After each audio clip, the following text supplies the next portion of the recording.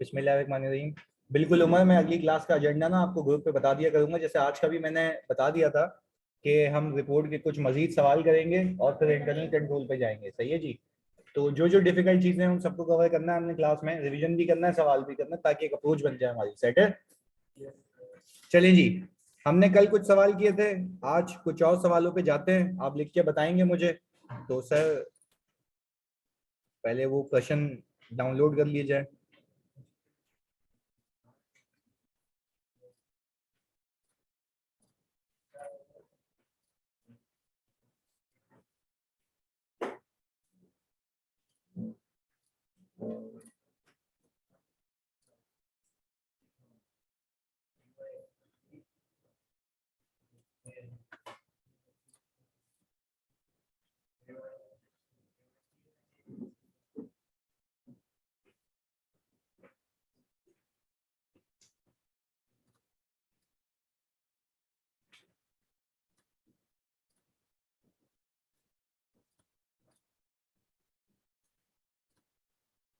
चलिए जी, ये है आपके पास एक सवाल। इसके अंदर वो ये कह रहा है कि भाई you are an audit manager in Brown and company and you are near completion of the audit of Paprika and company. Paprika bracket में लिखा हुआ है, the audit senior has produced extracts below from the draft auditor's report for Paprika. यानी हम एक report final करने वाले हैं, उसके एक्सट्रैक्ट हमें दे दिए गए। सही है जी। और इसके नीचे लिख के देता है, for the above report extracts identify and explain 6 elements of this report which require amendment। तो बोल रहा है ये रिपोर्ट के हमने कुछ कारस्तानियां करके आपको दे दी हैं, हम कुछ ऐसा लिखने वाले हैं, तो आप बताएं कि ये सही है या नहीं है। पहला, दूसरा, तीसरा आप करेंगे, फिर हम डिस्कस करेंगे। सही है जी।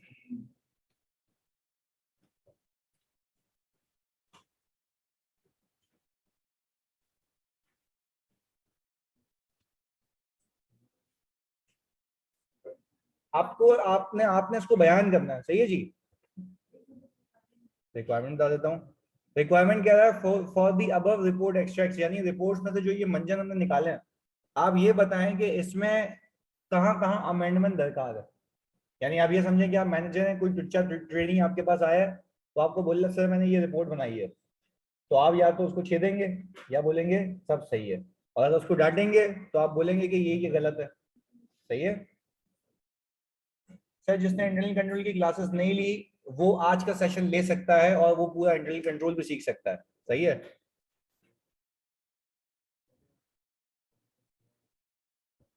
बिल्कुल स्क्रैच जीरो से होगा। और यहाँ पे हमारे कुछ प्राणी हैं जो जलील होंगे गलत जवाब देने पे।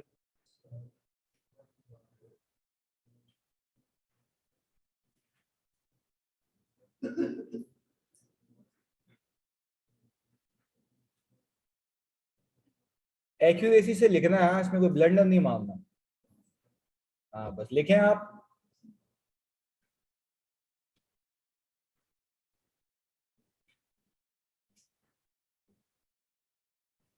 अभी वो वाले सवाल तुमने बहुत कर लिए जिसमें ऊपर सिचुएशन थी, अब ये अलग गेम आ गई है।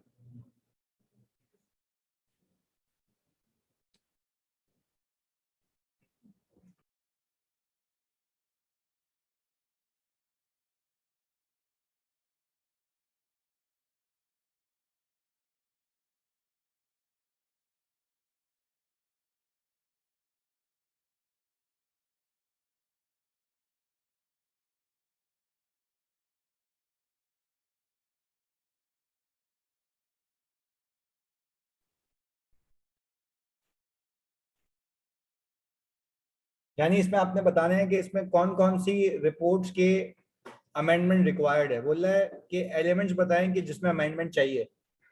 सही है वजाहत।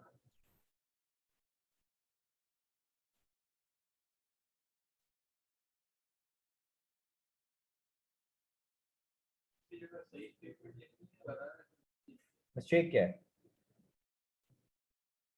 और मिस्टेक क्या है तब बता पाओगे ना जब उसकी हल्का फुल्का उसका रेफरेंस दोगे कि भाई ये होना चाहिए था, ये किया है।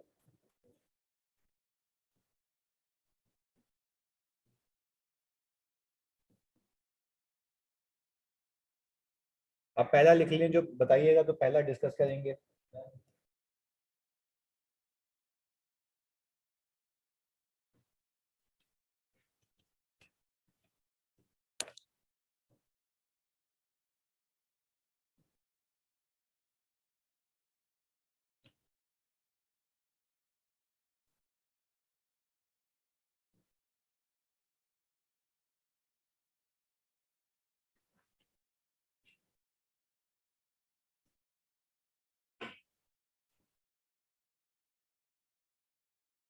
चलें जी, शर्जील बताओ तुमने क्या लिखा पहले में।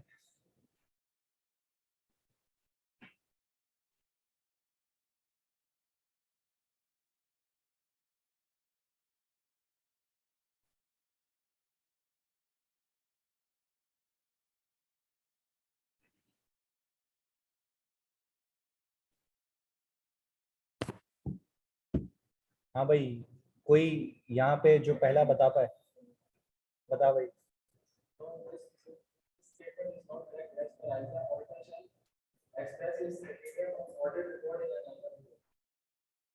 गलत पॉइंट मार दिया यहाँ पे। नहीं नहीं नहीं नहीं, गलत गलत गलत। नहीं नहीं, कुछ और इसमें मतलब कुछ और था। चलो सही है, ट्राई है। आप बताओ पहले।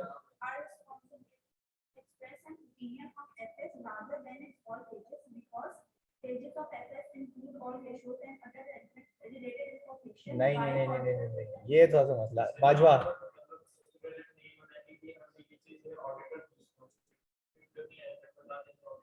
नहीं, उसने ये नहीं पूछा कि कहाँ स्ट्रेट करनी है, उसने बोला है कि फंड बताओ इसमें क्या है। ये बिल्कुल सही कह रहा है, इसमें पांचों फाइनेंशियल स्टेटमेंट्स के नाम आएंगे। पर ऊपर स्टार्टिंग गलत है तो खुद सोचो एक बात, अगर स्टार्टिंग गलत है ना तो दैट मींस कि वो पढ़ के वो समझेगा कि बाबू निकल लो, उसको नहीं आता। हाँ, ये भाई टू द पॉइंट बात करनी है ना। हम ये बोलेंगे कि बंदा मरने वाला है तो भाई आपका इंतकाल होने वाला है, खत्म, तैयारी कर लो। आपको बुखार था, उसके बाद ये हुआ, दवाइयां दी, ये वो, भाई टू द पॉइंट बात करो। सही है जी। जी।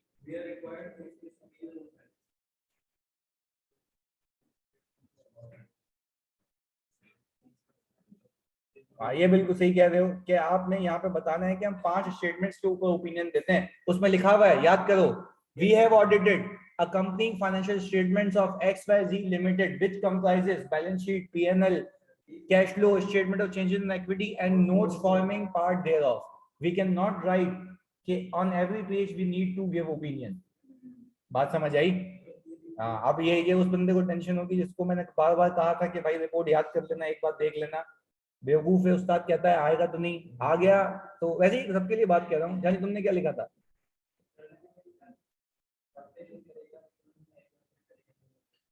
उर्दू में लिखा है तुमने? इंग्लिश में पढ़ के बता जानी।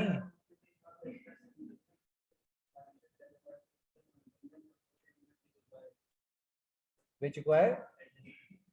नहीं है जानी, ये कैसी, ये तो आउट ऑफ द कॉन्टेक्स्ट है जी।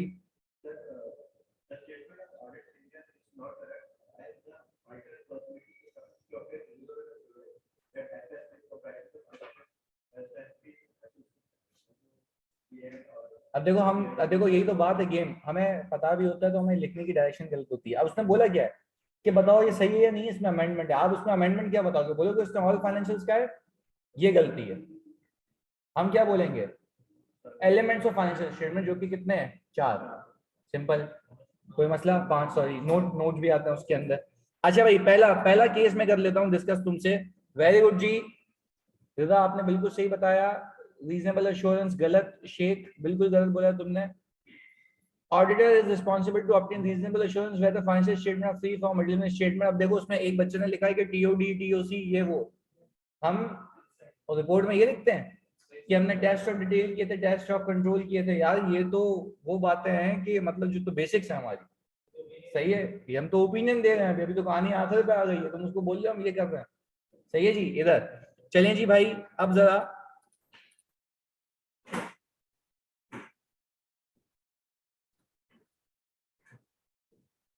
सर हमने पहला देख लिया, आप मुझे गाइड कीजिएगा ऑनलाइन वालों, किस किसने सही किया था किसने। देखो मैं तुम्हें शुरू के ऑडिट के बैच से ये कह रहा हूँ, it's all about writing. If you don't know how to write, आप फेल हो जाओगे। जितना अच्छा कर लो। मैंने तुम्हें समराइज करके दे दी ऑडिट रिपोर्ट, और मैंने कल भी कहा था, मैंने क्यों तुम्हारे सामने, प्लीज सुनना, मैंने कल तुम्हारे सामने ऑडिट ओपिनियन का पूरा पैराग्राफ दोहराया था और बेसिस ऑफ ओपिनियन भी बताया था। तो भाई आपको ये 2 पैरा तो याद करना है। याद इन द सेंस कि ऐसे नहीं वर्ड टू वर्ड, एटलीस्ट की बातें तो याद रखो, कीवर्ड्स, ताकि आपको याद हो, आप रिप्रोड्यूस कर पाए उसको। सही है जी, आगे सुनिएगा। This is incomplete as auditor is required to list the components of the financial statements which have been audited, being statement of financial position, statement of profit or loss, statement of cash flow, summary of significant accounting policies and explanatory information detailed in notes of the financial statements। आपने सिर्फ ये idea भी दे दिया होता ना कि मुझे पता है ये एलिमेंट्स लिखने हैं, और ऐसे जार्गन सिंपल यूज नहीं करना, तब भी आपको पूरे नंबर मिलते हैं। कोई ऐसा तुम में से जिसने ये बात कही? तुमने तो कही थी यही। पर देखो टू द पॉइंट बात करनी है जी जानी, नहीं वही बात मैं कह रहा हूं। उसने सिर्फ बोला ये है कि भाई आप बता दें ये इसमें सही लिखा है या नहीं। आप बोलेंगे नहीं, क्योंकि ऑल फाइनेंशियल स्टेटमेंट्स पेजेस का वर्ड यूज नहीं होता। और मैंने कल भी बताते हुए ये बात कही थी तुम्हें कि हम बोलते क्या है, हमने बैलेंस शीट को देखा, पीएनएल को देखा, cash flow, statement of changes in equity, notes forming part thereof, इन सब पे हमने ओपिनियन दिया है। ये अल्फाज अब मैं, और तुम्हें एक और चीज याद होगी, ऑडिट रिपोर्ट की कंसिस्टेंसी है, हर जुरिस्डिक्शन में ऑडिट रिपोर्ट सेम होगी सिवाय अदर जो रेगुलेटरी रिक्वायरमेंट्स है उसके, क्योंकि एक कंसिस्टेंसी है ना, हर कोई बंदा देखे तो उसको सेम लगे। क्लियर है? हम ये नहीं कह सकते कि हमने ऑल फाइनेंशियल्स पे ऑडिट किया, ऑल फाइनेंशियल नहीं, जो अल्फाज है वो यूज करना है। क्लियर है? आने वाला क्लियर है जी? जो हम बताते हैं कि भाई हमारा इन्वेंट्री इस पे कैरी हो रहा है, सिग्निफिकेंट अकाउंटिंग पॉलिसी, डेप्रिसिएशन, वो हमारे होते हैं एक्सप्लेनेटरी नोट्स। आप जब फाइनेंशियल शुरू होते हैं ना, कभी देखना फाइनेंशियल्स में आपके पास जैसे ही statement of changes in equity खत्म होता है, उसके बाद आता है कि कंपनी बनी कहाँ, कब बनी, प्रिंसिपल बिजनेस क्या है, वो सारी चीजें, तो वो सारी चीजें IAS 1 वाली हैं। तो पहले आते हैं एक्सप्लेनेटरी नोट्स, जिसमें पॉलिसीज होती हैं कि इन्वेंट्री लोअर ऑफ कॉस्ट और एनआरवी पे कैरी होती है, सब बताना होता है तुम्हें। और कोई कंस्ट्रक्शन कंपनी तो कॉन्ट्रैक्ट एसेट के बारे में भी तस्करा करेगी, कॉन्ट्रैक्ट लायबिलिटी भी बताएगी, जो जो उसके फाइनेंशियल्स में आ रहा है उसकी हर किसी की पॉलिसी होगी। और कोई वारंटी की है तो वारंटी की प्रोविजन की पॉलिसी भी लिखेगा, बैड डेट है तो बैड डेट की पॉलिसी भी आएगी। तो उसको हम कहते हैं नोट्स। नोट्स के अंदर 2 चीजें आती हैं, डिस्क्लोजर वाले नोट्स और एक्सप्लेनेटरी नोट्स, दोनों की बात होती है। सही है? अच्छा भाई, our responsibility is to express an opinion on all pages, क्या ये सही है सर? हाँ बिल्कुल सही लिखा है। नूर ने ये बात लिखी है कि वो कह रहे हैं कि भाई हम ये लिख सकते हैं इसमें कि हमारे पास एलिमेंट्स के नाम लिखने चाहिए, ना कि ऑल फाइनेंशियल। यही तो बोल रहे हैं हम भी, ऑल फाइनेंशियल का यूज करना गलत है। बिल्कुल नूर, हम यही कह रहे हैं, गलत था ये। Auditor responsibility to provide reasonable assurance on the FS and not on all pages of, ये नहीं लिखो कि नॉट ऑन ऑल पेजेस, आप ये लिखेंगे writing on all pages is incorrect. Writing an audit report that we have audited all pages of financial statements is incorrect because we need to mention elements of financial statements। यूं इसका exactly ये बोलो ना, अगर आपने ये लिख दिया ना कि हम फाइनेंशियल्स को ऑडिट नहीं करते तो भी गलत। आप फाइनेंशियल्स को ऑडिट करते हो, आप सिर्फ ये लिख नहीं सकते कि हमने पूरे फाइनेंशियल्स को ऑडिट किया। पहले बताओ ये बात क्लियर है? देखो मैं ये लिखने का तरीका बता रहा हूँ। जैसे बच्चे ने लिखा है कि auditor is responsible to provide reasonable assurance on, वो एलिमेंट्स के नाम लिख दिए और फिर आखिर में कह रहे हैं not on all pages of FS. ये तो गलत है ना। आप एश्योरेंस तो सारे पेजेस पे ही देते हो। मैं फिर बता दूं, सारे पेजेस का मतलब ये है ना 5 एलिमेंट्स, वही एलिमेंट्स है। मैं अभी भी कह रहा हूँ वही एलिमेंट्स है, मैं अभी भी उसी बात पे हूँ। पर ये ऑडिट रिपोर्ट में नहीं लिख सकते। वो पूछ किसके पर्सपेक्टिव से रहा है? ऑडिट रिपोर्ट के पर्सपेक्टिव से। तो यहाँ पे थोड़ा सा गेम हो जाता है। सही है जी? अल्फाज बड़े देख के यूज करने हैं आपने। अगर मैं ये लिख दूंगा not on all pages of FS तो ये गलत है। आप रिपोर्ट तो हर पेज पे देते हो, पर लिखते क्या उसको? ऑल एलिमेंट्स ऑफ एफएस, या तो एलिमेंट्स लिखते हो या फिर लिखते हो ऑल फाइनेंशियल के पेजेस, एलिमेंट्स लिखते हैं। बस ये बात याद रहेगी। क्लियर है? ऑनलाइन में तो जल्दी बता दो। हाँ अल्फाज गलत है, बस ये बात है, अल्फाज का उपयोग आपको सही करना है। इधर दूसरा,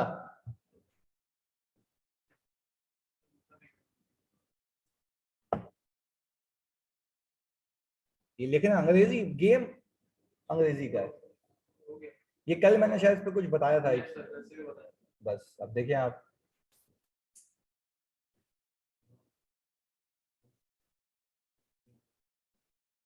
जिदा यूनुस गलत, यहाँ पे बहुत बड़ी गलती है जो आपने लिखी है भी, ये गलत है ये।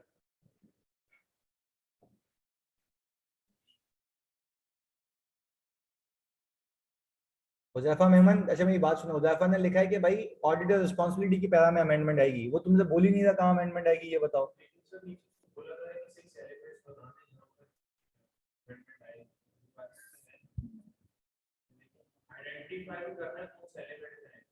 Six elements of this report, तो उसने ये जो एलिमेंट लिखा है ना auditor responsibility, we have audited आता है ओपिनियन के पैराग्राफ में, सही है। तो या तो नहीं पता तो छेड़ना नहीं उसको, या तो अपनी बात बता के निकल जाना, थोड़ा टेक्निकली खेलना वहां पे। एक चीज नहीं पता, कंफर्म नहीं है तो फिर नहीं। चलें जी, हम आपको ये दिखा दें, फिर आपसे अंग्रेजी पूछते हैं। देख लिया? अब देख लो, सोच समझ के लिखो, यही प्रैक्टिस है भाई। एमन, वेरी गुड।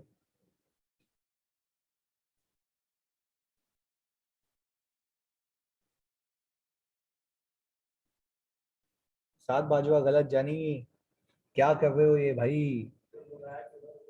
तो कल बताया था मैंने।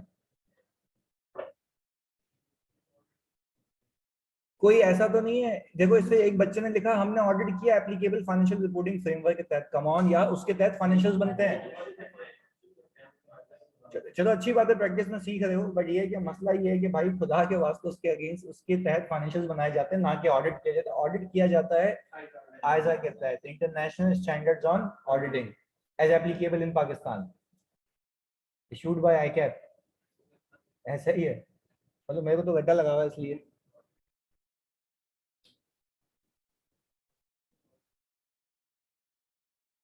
अब देखो ऐसे सवाल में पता तो होती है चीजें, पर लिखते हुए जो उनकी घूम जाती है।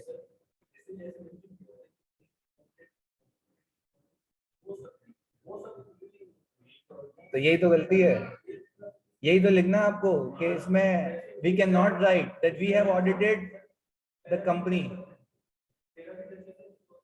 हाँ हाँ, पहले इसको बताना है कि गलती क्या है, और फिर उसके बाद बताना है कि सही क्या है। बताओ बताओ।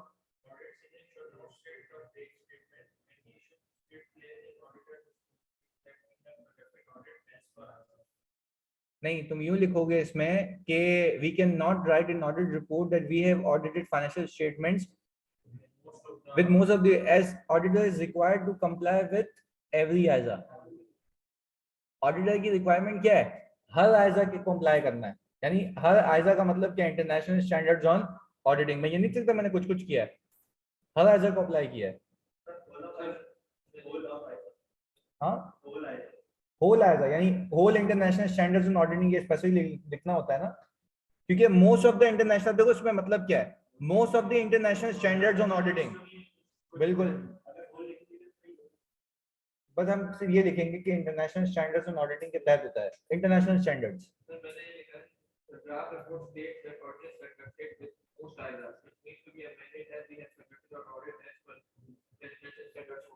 हाँ बिल्कुल सही है, बिल्कुल सही लिखा। बताओ क्या नहीं होना चाहिए, क्या होना चाहिए, चिपका के निकल लो, सिंपल शेड है। अच्छा भाई, इनके सवाल देख लेते हैं। We conducted our audit in accordance with ISA in full scope as applicable in Pakistan instead of in accordance with most of the standards of ISA। चलिए acceptable है फुल्तान। Shajil कह रहे हैं the phrase that the audit is conducted with most of the ISAs are incorrect, we have to write that we conducted audit as per international standards on auditing। बिल्कुल सही लिखा है। Auditor conduct audit in accordance with most of the ISA, this is incorrect, auditor conduct audit on every ISA। on every ISA नहीं, आप on every ISA लिखने का मतलब ये है आप ISA पे ऑडिट कर रहे हो। वैसे वैसे सीखने की बात है, कोई मसले वाली बात नहीं है। आप ये लिख रहे हैं कि आप ISA पे ऑडिट कर रहे हो, on every ISA या as per every ISA। सही है। इधर the audit should be conducted as per ISA, not with the most of it but with every ISA। चलें जी नूर, ये भी सही है। चलिए जी भाई, इसको भी डिस्कस करते हैं।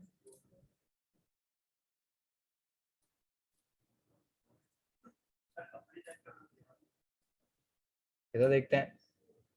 We conducted our audit in accordance with most of the international standards on auditing। हमने ये पिक किया। हमने कहा auditor is required to perform their audit in accordance with all ISAs and can not just choose to apply some. They must share that they follow all ISAs. हमने कहा ना कि हमने हर अकाउंटिंग स्टैंडर्ड्स की हर इंटरनेशनल स्टैंडर्ड ऑन ऑडिटिंग की compliance की है। प्लीज ये नहीं लिखना पेपर में कि हमने एप्लीकेबल फाइनेंशियल रिपोर्टिंग फ्रेमवर्क के तहत किया है, उसके लिए फाइनेंशियल बनते हैं, उसी को तो मैं ऑडिट करता हूँ, किसके तहत, आयजा के तहत। सही है जी, उम्मीद है कि इसके बाद ये गलती नहीं होगी जी। हाँ रीड करो।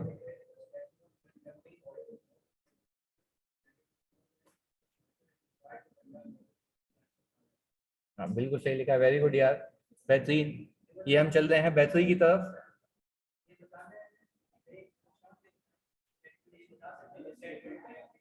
हाँ देखो आपने बता दिया ना, आइडिया वही कन्वे हो रहा है कि हमें वो नहीं लिखना, ये लिखना है, खत्म। वो बोलता है कि करेक्ट रेफरेंस भी बताओ, तो फिर वहां जाना पड़ता। सही है जी, इधर चलें जी। सर तीसरा, चलें जी ये लोग भी करें।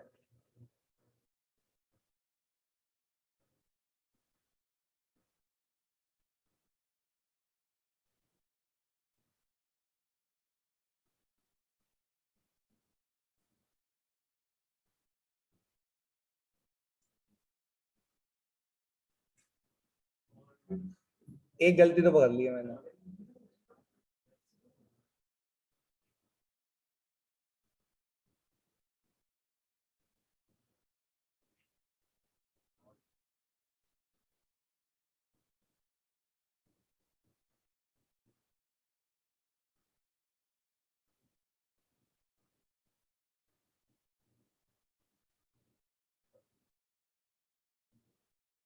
भाई पे हो गई गलतियां। चलें लिखें लिखें।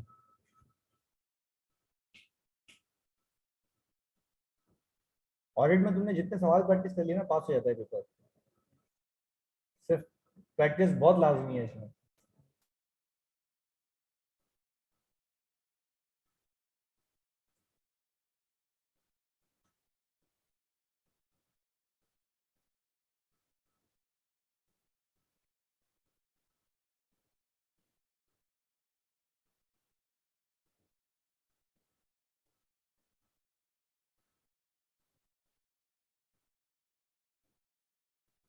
वजाद very good,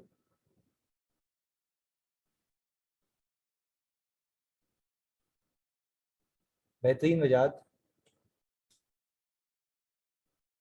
very good Uzaifa.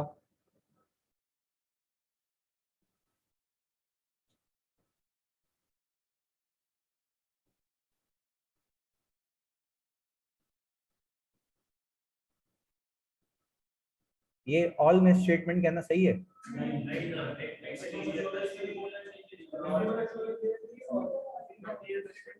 फिर ऑल की जगह क्या होगा? Material misstatement, very good जी। अब चीजें चल रहे हो एकदम। हाँ शजील ने लिखा है जी, the statement that we perform audit to obtain maximum assurance as to whether FS are free from waste statement is incorrect. Instead, we have to write we plan to perform audit to obtain reasonable assurance to check whether FS are free from material misstatement.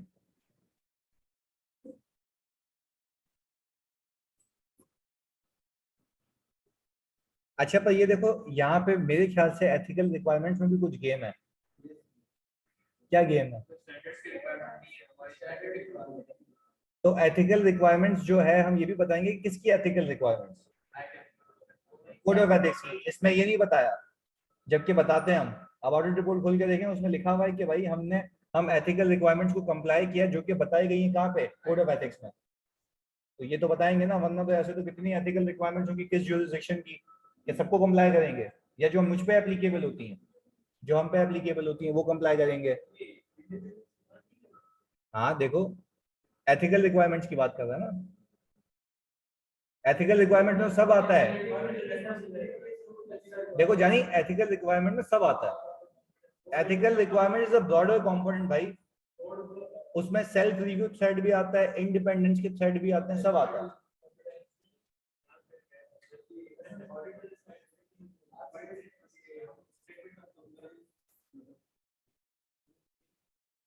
नहीं नहीं नहीं, इसमें ही हम बताते हैं basis for opinion में कि हमने ऑडिट किया था, और उसके आगे की कहानी है ये।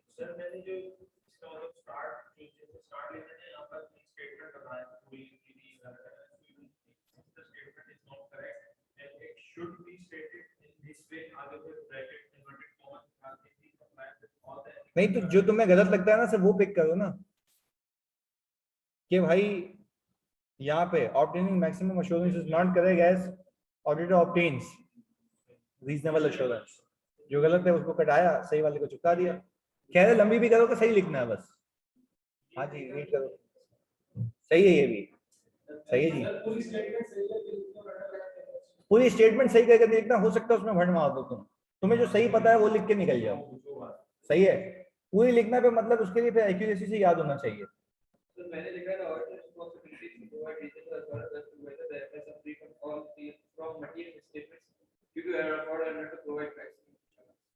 ये लिख दिया, पर तुमने ये नहीं बताया कि गलत क्या है। आपको ये बताना मैक्सिमम अश्योरेंस। देखो आपको हाईलाइट, देखो सवाल पूछने के मकसद क्या होता है। सुनो एक चीज बताता हूँ तुम्हें, ये लर्निंग लेवल क्या है। ये हम जो ये सिनेरियोस को अप्लाई कर रहे होते हैं, वो पूछता है हमसे, वो लेवल ये है कि जब आप फर्म में जाते हैं या समझो कि पार्टनर बैठा हुआ है सामने, तो पार्टनर को आप जब रिपोर्ट देते हो तो वो बोलता है यार इसमें ये गलत है, बताता है ना गलत है, फिर बताता है सही क्या है। तो समझो ये वो डिस्कशन चलती है पेपर में। अब पेपर में जाते हैं मतलब एनटीडी में ऑडिट के लिए जाते हैं, रिस्क निकल रहे होते हैं, वह एनटीडी में निकलते हैं, सवाल में होते हैं। अप्रोच वही है, पर उसको लिखत पढ़त में लेके आ गए बस। सही है, तो यूं बताना है, हमें जवाब देना है, उसको अकॉर्डिंगली जवाब देना है। सही जी, हाँ तुम पूछो।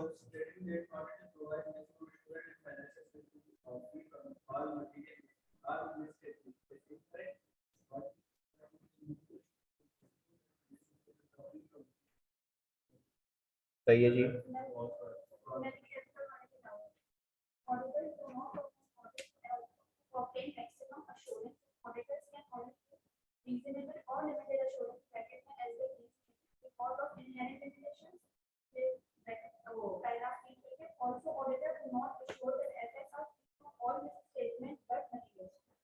हाँ वेरी गुड जी, बिल्कुल सही लिखा है।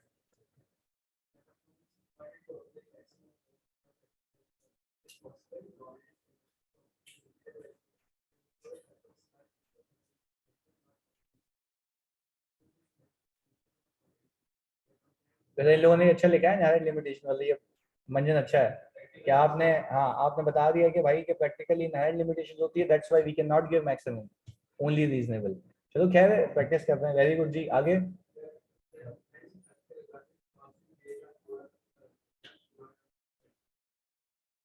बिल्कुल सही। चलें जी, अब मैं जरा इसका आपको ये बता दूं, एक मिनट इन्होंने लिखा था we should write that the performance of audience to obtain reasonable assurance not maximum assurance, very good था। Also ethical requirements are mentioned in code of ethics and not in ISA। देखो नहीं, एक बात याद रखना, एथिकल आइजा जो है वो पूरा कोड ऑफ एथिक्स के साथ भी है ना, 3 बुक्स हैं आपकी। तो आपके जो आइजा इंडियन है वही तो कहते हैं कि आप कंप्लाई करो किससे, कोड ऑफ एथिक्स से। तो आप ये कहेंगे कि एज एप्लीकेबल इन पाकिस्तान, जो हम पे एप्लीकेबल होता है। सही है जी, अकॉर्डिंगली ऑल एथिकल रिक्वायरमेंट्स हम नहीं कर सकते, यानी हमें स्पेसिफिकली बताना होता है हम किसको कंप्लाई करेंगे।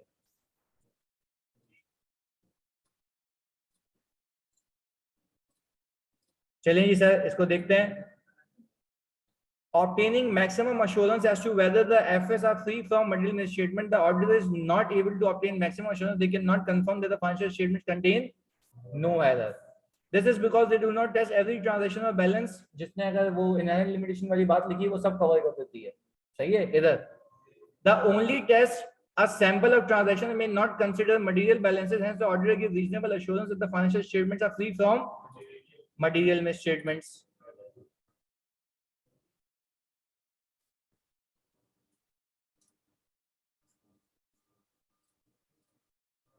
अच्छा भाई,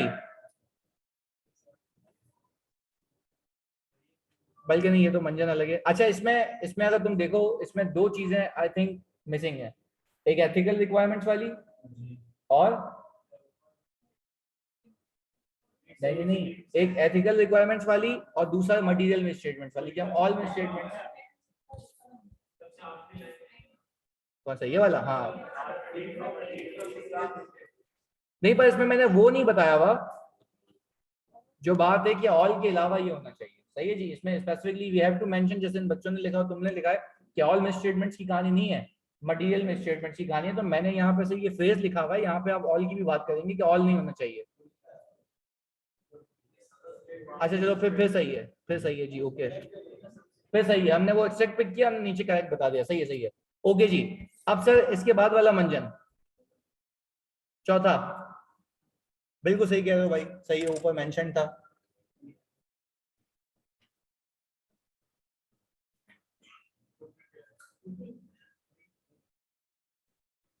पहले ये बताओ इसमें एक गलती है दो है? दो है। चलो जी, वेरी गुड, लिखो।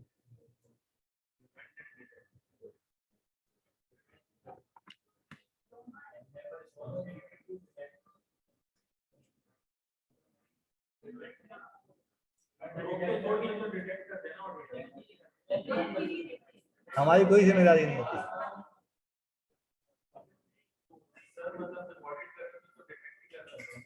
जिम्मेदारी नहीं है।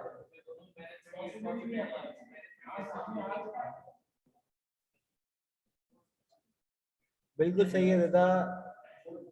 Tecno Spark Huzaifa, very good यार बच्चों।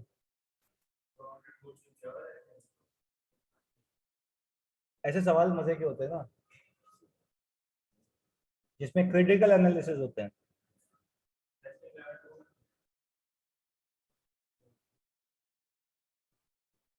अच्छा वजाहत लिखो लिखो। Our responsibility.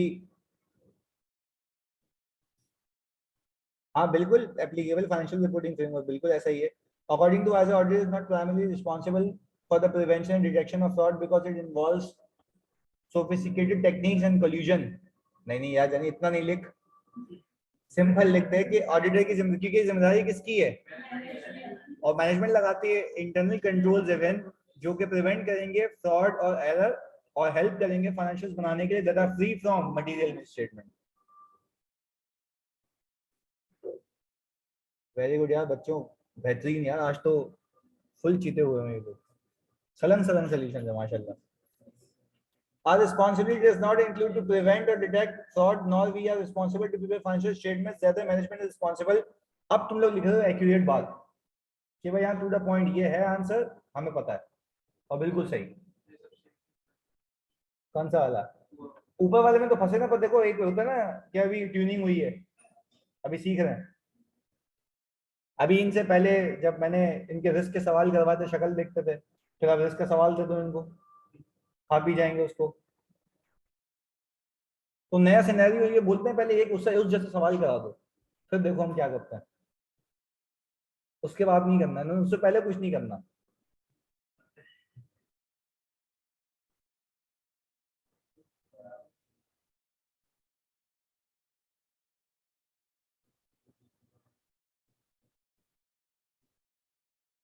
हाँ भाई, आई थिंक ये चौथा भी हो गया। चेक कर लेते हैं क्योंकि आसान था। This is not correct, it is in fact management and not the auditor responsibility to prevent and detect fraud in the auditor only has a responsibility to detect material misstatement whether caused by error. हम खाली material misstatement के लिए जाते हैं, ना कि fraud और error के लिए। कौन सी वाली?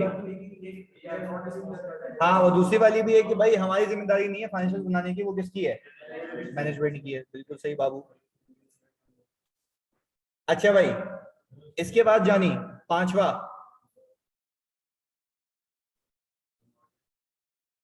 अब ये जरा सुकून से।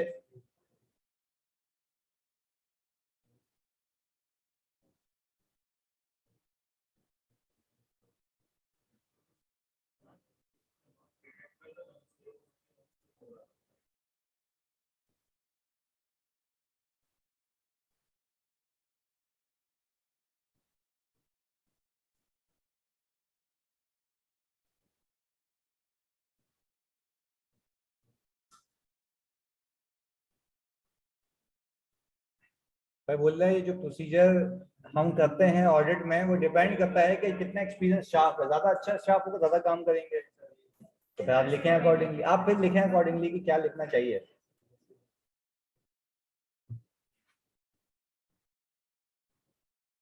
वेरी गुड एमन, बिल्कुल सही लिखा है।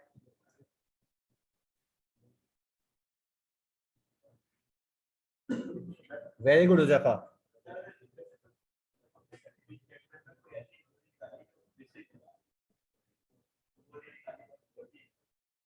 गलती।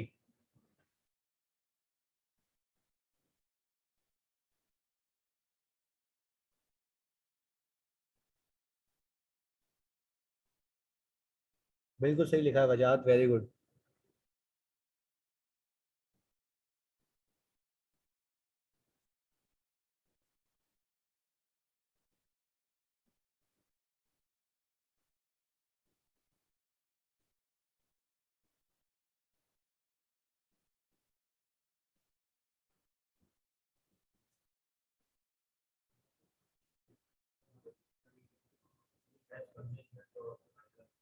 देखो ऑडिट प्रोसीजर डिपेंड करते हैं रिस्क असेसमेंट पे और इंटरनल कंट्रोल की स्ट्रेंथ पे, आई थिंक। याद करो कितनी बार रिपीट किया है कि भाई आपके ऑडिट प्रोसीजर डिपेंड करते हैं रिस्क असेसमेंट पे, और रिस्क असेसमेंट में भी दो चीजें आती हैं, understanding the entity and it's environment including it's internal control.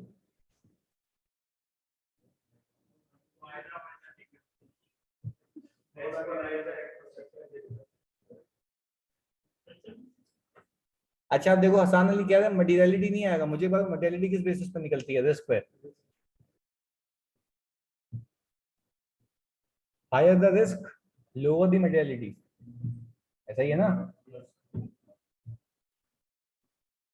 ये अजीब समूह क्यों बना रहे हो? हायर द रिस्क मटेरियलिटी कम होगी ना, क्योंकि काम हमें ज्यादा करना पड़ेगा। हाँ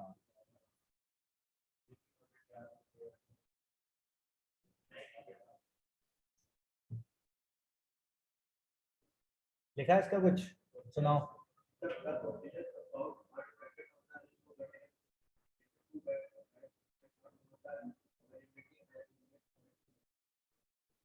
अकॉर्डिंग टू दैट हेड, एक हेड की बात नहीं होती, एफएस का पूरी रिपोर्ट दे दो पूरे फाइनेंशियल्स पे, एक हेड पे क्यों? हाँ जी, एनीवन एल्स?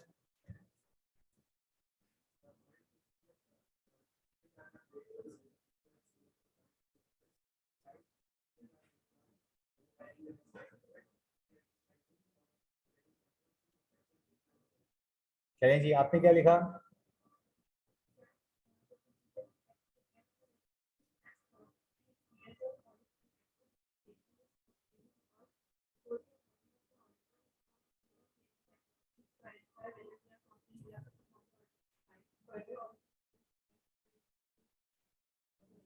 इससे पहले क्या बोला था आपने?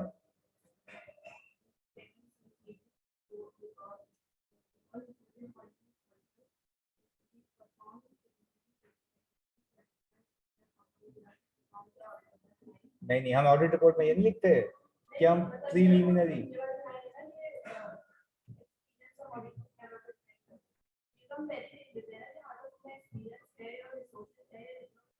और चलो वो तो एक एडिशनल बात है, पर इसमें नॉट दैट रेलेवेंट। आप ये, उसने ये तो नहीं पूछा हमसे कि हम ऑडिट एक्सपीरियंस कब देखते हैं, उसने बोला क्या गलत है इंस्टेड ऑफ क्या होना चाहिए। सही है, ये लिखना था। बाजुआ कुछ लिखा?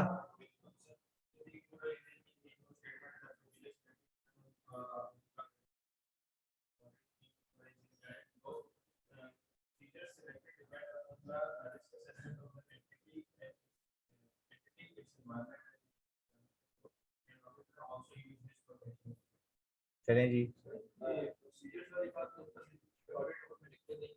हम नहीं, वी कंडक्ट ऑडिट्स में सब लिखते हैं कि हम ऑडिट प्लान एंड परफॉर्म करते हैं, ये बात आती है रिपोर्ट में? बिल्कुल आती है, रिस्पॉन्सिबिलिटी के पैरा में आती है कि हम ऑडिट करते हैं रिस्क असेसमेंट के, उस पर बिल्कुल आती है। अच्छा भाई, अवेश तारिक ने लिखा है the extract given is incorrect because the audit perform audit procedure to obtain sufficient appropriate audit evidence that our financials are free from material misstatement. Further procedures performed depend on the operating effectiveness of internal control of the entity and risk of material misstatement. हाँ ये लिखा है ना बाबू ने, game बिल्कुल सही। चलें जी। Anila, the extract above is inappropriate, सही है जी। Further, the procedure do not depend upon the availability and experience of the audit team member. It depends on the risk of material misstatement and effectiveness of internal control. ये जो अल्फाज use किए ना उन्होंने, effectiveness of internal control, more effective the controls are, तो आपके procedures क्या होंगे? कम होंगे।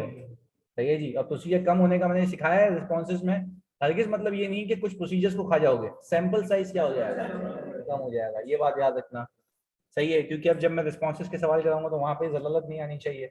सही है जी, क्योंकि एक बच्चा मुझे कहता था सर ये प्रोसीजर ही गायब कर दो, यानी एक ने तो कंफर्मेशन ही नहीं भेजी थी, क्यों? रिस्क कम है, वेरीफाई नहीं किया। भाई मैं कह रहा था सैंपल साइज कम हो जाता है। सही है, बेहतरीन यार।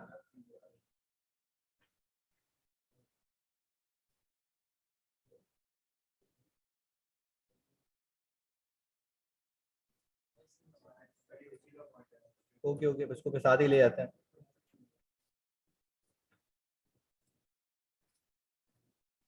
एफएस वाला था ना? अच्छा भाई, the auditor is required to obtain sufficient and appropriate evidence and therefore should carry out any necessary procedure.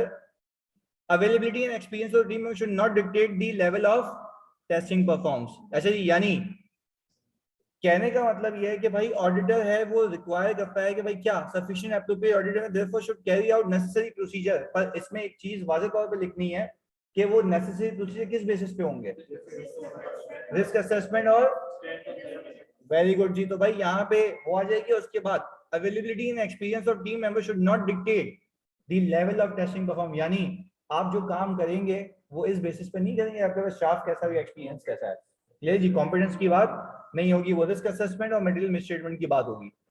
सही है।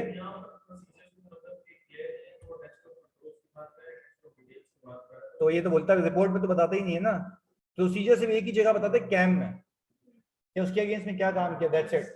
बाकी हम सिंपल ये लिखते हैं कि हाँ हमने ऑडिट करना है और हम ऑडिट करते हैं सैंपल बेसिस पे, और रिस्क असेसमेंट ये काम कितना करते हैं वो डिपेंड करता है हमारी रिस्क असेसमेंट पे और टेस्ट ऑफ कंट्रोल्स पे। हमने तुमने अगर याद हो या नहीं हो, एक बात कह रहा हूँ तुम्हें अब रिकॉल हो जाएगी, हम ऑडिट रिपोर्ट में ये भी लिखते हैं कि we will obtain understanding of internal control, not to give an opinion but for risk assessment. Risk assessment के लिए करते हैं बट उसके ओपिनियन नहीं देते। क्लियर है, ये बात वहां लिखते हैं, हम स्पेसिफिकली लिखते हैं। सही है जी। हाँ बिल्कुल, मैनेजमेंट लेटर में रिकमेंडेशन देते हैं, पर इसमें अगर ये कहता ना कि हम इंटरनल कंट्रोल पे ओपिनियन देते हैं तो फिर आप ये बात लिखते हैं कि we may give recommendation but not audit report. सही है। चलें जी, अगले मंजन पे आ जाएं। चलो भाई, ये वही आ गया जो मैंने कहा था। चलें जी, ये इसको फिर सीधा सीधा करते हैं, ये तो सिंपल है। We consider internal controls relevant to the entity and express an opinion on the effectiveness of this internal control. क्या हम इंटरनल कंट्रोल की अंडरस्टैंडिंग लेते हैं? Yes, for risk assessment, not to form an opinion. I think ये तो तुम चिपका ही दोगे। सही है जी। अगले पे आ जाओ, 7वें पे आ जाओ जानी। ये तो बहुत आसान था, इस पे सबने ऐसे खटाखट आंसर दिए हैं यहाँ पे। दूसरा इसके बाद अलग है। ये अच्छा वाला है, लिखें आप, लिखें, लिख के अंग्रेजी।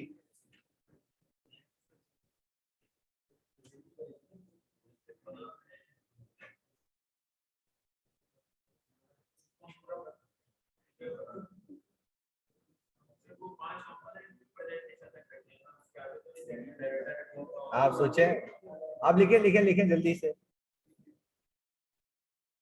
हाँ सही बात है वजह।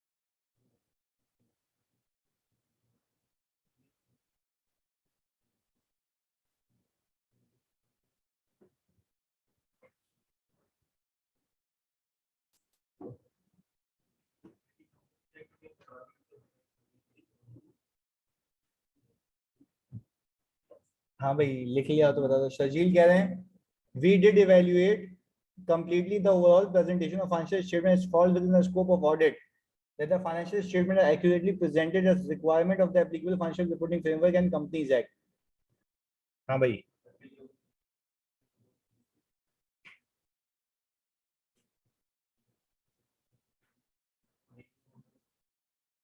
देखा यहाँ फंस गया ना, अब बताया ना सबने गलत।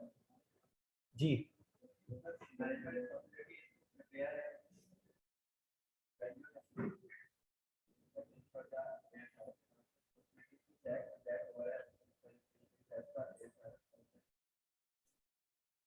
मैनेजमेंट की रिस्पॉन्सिबिलिटी तुम कह रहे हो? मैं आपको बताऊं, स्पेसिफिकली लिखा हुआ है ऑडिट रिपोर्ट में, हमने ये पढ़ा भी है कि ऑडिटर की जिम्मेदारी है कि ओवरऑल प्रेजेंटेशन को चेक करेगा। नहीं नहीं, फिर देखो फिर से सुनो, ऑडिटर की ये वाज़ेह तौर पे जिम्मेदारी बनती है। देखो बनाता है एफएस कौन है? मैनेजमेंट। तो इसकी प्रेजेंटेशन को इवैल्यूएट कौन करेगा? ऑडिटर। इसने तो गलत लिखा हुआ है। तो क्या रहा है? We did not evaluate the overall presentation. भाई वी हैव टू, हमें करना पड़ेगा क्योंकि हमारा काम ही बनाना नहीं है, उसको चेक करना है। तो उसकी प्रेजेंटेशन चेक करने की जिम्मेदारी भी हमारी है। तो उसमें अंग्रेजी में लिखा हुआ है ऑडिट रिपोर्ट में, doing so auditor evaluate the overall presentation of the financial statement as a whole. उसमें अकॉर्डिंगली लाइन लिखी हुई है कि ऑडिटर जो है ओवरऑल फाइनेंशियल स्टेटमेंट्स की प्रेजेंटेशन को क्या करता है? चेक करता है। तुम सीधी सी बात है, प्रेजेंटेशन ही तो गेम है पूरा। अगर तुमने प्रेजेंटेशन को नहीं देखा तो फिर ऑडिट किसके किया तुमने? जी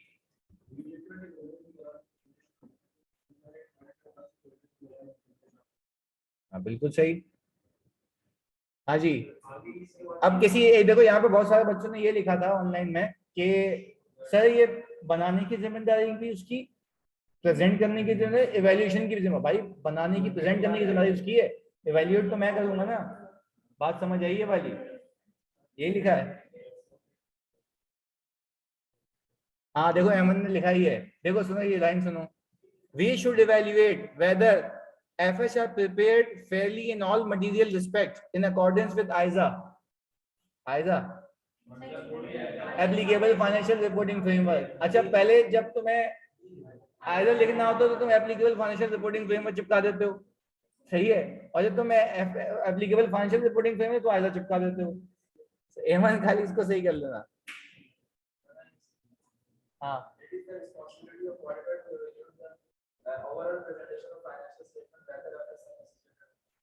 आया बिल्कुल सही लिखा है, हमारी रिस्पॉन्सिबिलिटी बनती है जी। चलें जी, इसका क्वेश्चन का उत्तर देख लेते हैं।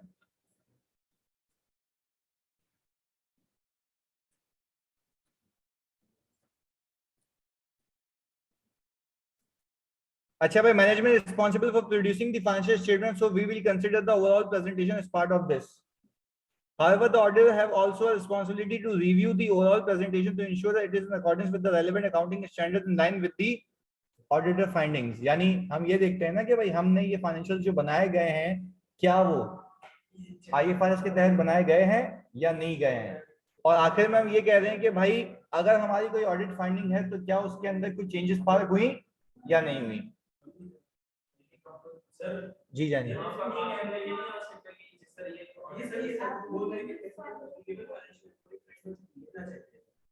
हाँ हाँ, एप्लीकेबल फाइनेंशियल रिपोर्टिंग फ्रेमवर्क में कंपनीज एक्ट आ जाता है, सही है।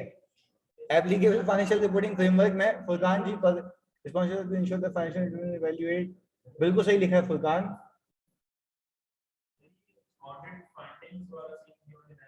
ऑडिट फाइंडिंग का मतलब बताता हूँ। फॉर एग्जांपल तुमने कहा कि भाई एक, तुमने FAR 2 में भी देखा भी होगा कि भाई एक हमने रिलेटेड पार्टी से ट्रांजैक्शन की, वो डिस्क्लोज होनी चाहिए थी, एक्सपोर्ट सेल्स अलग से आनी चाहिए थी। ऑडिटर ने फाइंडिंग निकाली वो नहीं आ रही, तो हम ओवरऑल प्रेजेंटेशन को इवैल्यूएट इसलिए भी करते हैं वापस में कि जो मेरी गलतियां आइडेंटिफाइड थी वो पाई हुई या नहीं हुई। इसका मतलब ये है। क्लियर है? चलें जी अगले प्रश्न की ओर। बाजवा देख 25 में से 9 सवाल तो ये हो गए।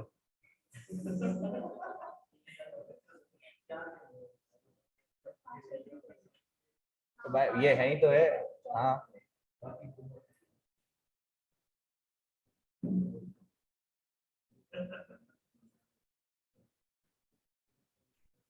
ऐसे मेरे को लगता है कि तुम लोग कभी घर पे तो प्रैक्टिस नहीं करते लिख के, तो प्रैक्टिस नहीं कर रहा होता ना।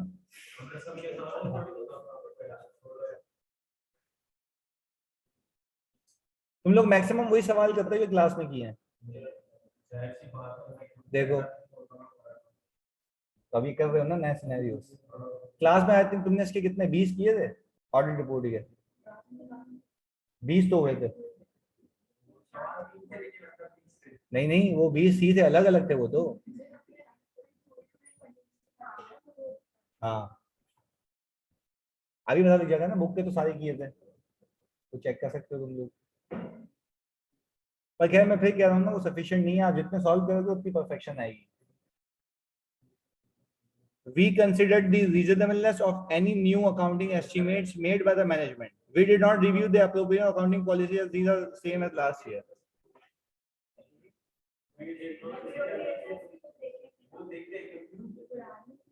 देखो देखो भाई उजेफा कह रहे हैं, it is the responsibility of the auditor as per ISA to evaluate the appropriateness of accounting policies and reasonableness of accounting estimates in order to evaluate that the financial statement present true and fair view. अच्छा जी, यानी दादा कह रही हैं भाई कि आप reasonableness को देखेंगे एस्टिमेट्स की और एप्रोप्रिएटनेस को देखेंगे अकाउंटिंग पॉलिसीज की। तो फिर ये क्या कह रहा है, अकाउंटिंग पॉलिसीज की एप्रोप्रिएटनेस को चेक नहीं किया इसने, तो सही कर रही है। तो फिर लिखो, बताओ क्या गलत कर रहा है। अंग्रेजी।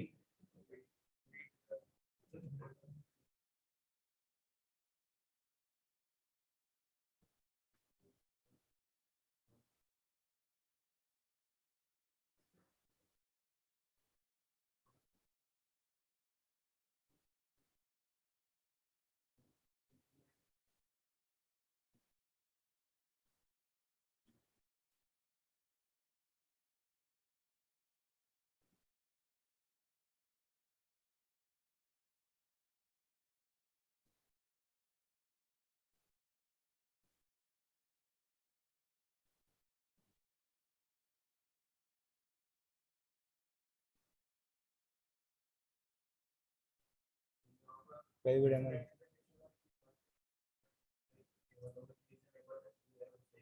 नहीं तो रिटन रिप्रेजेंटेशन की बात क्यों करूंगा,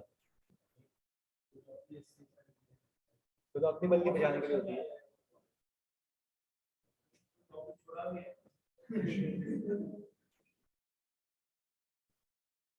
अच्छा, खुद 3 3 बार रिवाइज करके बैठा हुआ है।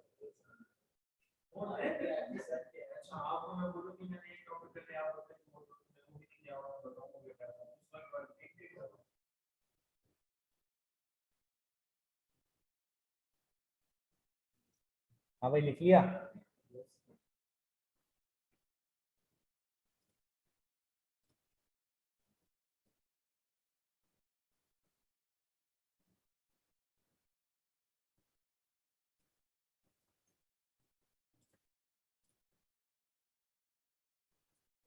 अच्छा भाई, इसमें अगर हम ये देखें कि the auditor is required to consider all material accounting estimates made by the management, whether these are brought forward from prior year or a new. Estimates from prior years such as provision need to be considered annually as they may require amendment or may no longer be required. यानी सिर्फ इसमें एक example दी है कि अगर आपके estimates पिछले साल थे और इस साल भी वो चल रहे हैं, तो there might be a possibility कि इस साल आपको चेंज करने पड़े। एग्जांपल देता हूँ सर, बैड डेट्स की। हो सकता है कि इस साल आपके और डेटर्स हो गए हो जो कि लॉन्ग आउटस्टैंडिंग हो गए हो, इन्वेंट्री हो जो कि ऑब्सोलीट हो गई हो, तो उसका प्रोविजन तो बनना है ना। एनआरबी लॉस बुक होगा, पिछले साल नहीं था तो इस साल भी नहीं करूंगा क्या, करेंगे। तो पिछले साल के एस्टिमेट्स अलग थे, इस साल के एस्टिमेट्स अलग हैं, दीज माइट रिक्वायर चेंजेस। तो ऑडिटर को ये लाजमी होता है कि भाई वो एस्टिमेट्स को एवेल्युएट करे, ना कि इसलिए कि सिर्फ लास्ट ईयर हो गए थे, इस साल भी देखेगा। सही है जी, आगे जी।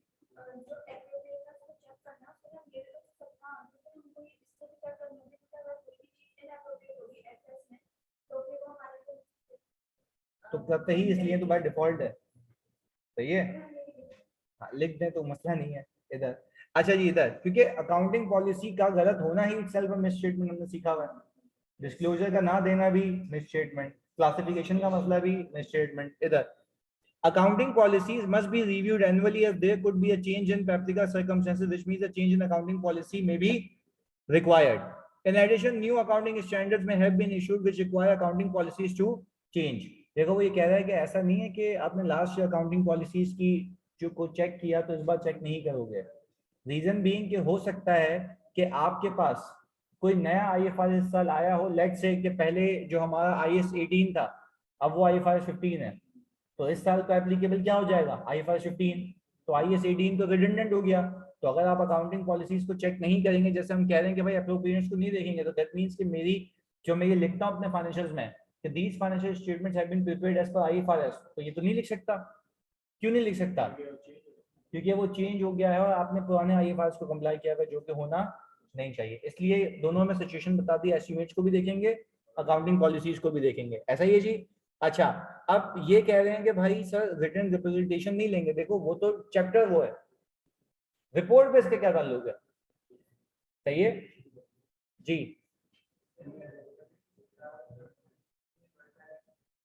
प्रेजेंटेशन बिल्कुल बिल्कुल, पर मटेरियल होनी चाहिए, परवेजिव होनी चाहिए। अभी तुम बोलो कि एक नुक्ता नहीं लगाया था, तो फिर वो मसला है।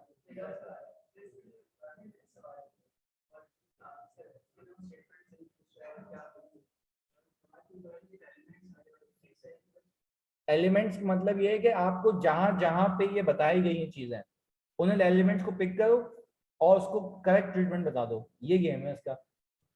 सही है जी।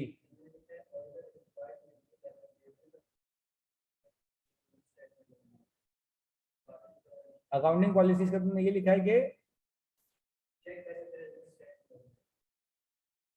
देखो इसमें तुम्हारा एक एक तरीके से गलत का सुनना, एक तरीके से गलत होता है। उसने ये नहीं पूछा कि अकाउंटिंग पॉलिसीज को चेक करेगा, इसमें बोल क्या रहा है कि लास्ट ईयर चेक हो गया, इस साल नहीं हो रहा। हाँ, तो तुम बताओगे कि इस साल क्यों करना चाहिए, क्योंकि नए अकाउंटिंग स्टैंडर्ड आ सकते हैं। मैं बताया क्लियर है?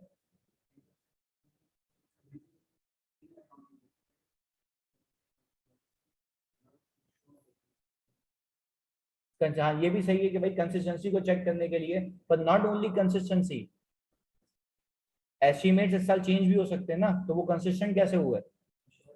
अकाउंटिंग पॉलिसी कंसिस्टेंटली अप्लाई होनी चाहिए, और अगर चेंज है तो वो एप्रोप्रिएटली डिस्क्लोज होनी चाहिए। आपने याद होगा IAS 8 में देखी होंगी चीजें, बल्कि तुम लोगों ने तो खैर नहीं देखी होंगी, तुम लोग कटे हो ऐसे। जो पुराने FAR 2 वाले, उन्होंने देखा होगा कि अकाउंटिंग पॉलिसी का चेंज रेट्रोस्पेक्टिव जाता है। सही है जी। तो इस हिसाब से भाई ऑनलाइन वालों यहाँ तक कोई मसला, और तुम सबको 8 पॉइंट तक क्लियर है। ये वाला बड़ा अच्छा गेम है जो आखिर है।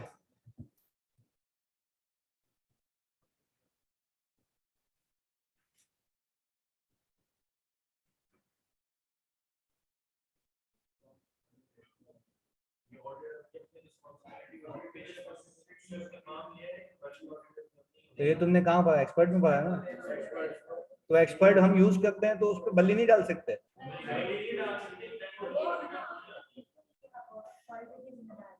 सही है। अब देखो यही तो सीख दिया हमने क्लास में ड्राफ्टिंग में कि हम एक्सपर्ट को इवैल्यूएट क्यों करेंगे, काम यूज हो गया, खत्म हो गया है। अब ये रिपोर्ट में बोल रहा है कि रिपोर्ट में लिख के दे रहा है कि भाई हमने उसका काम यूज किया था, ये फिगर उसने बताई है।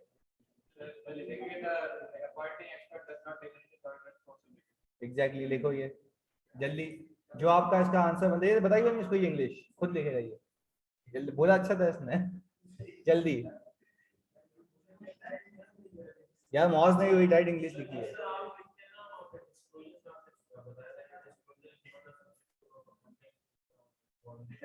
ऐसे कुछ आगे पीछे करके यार।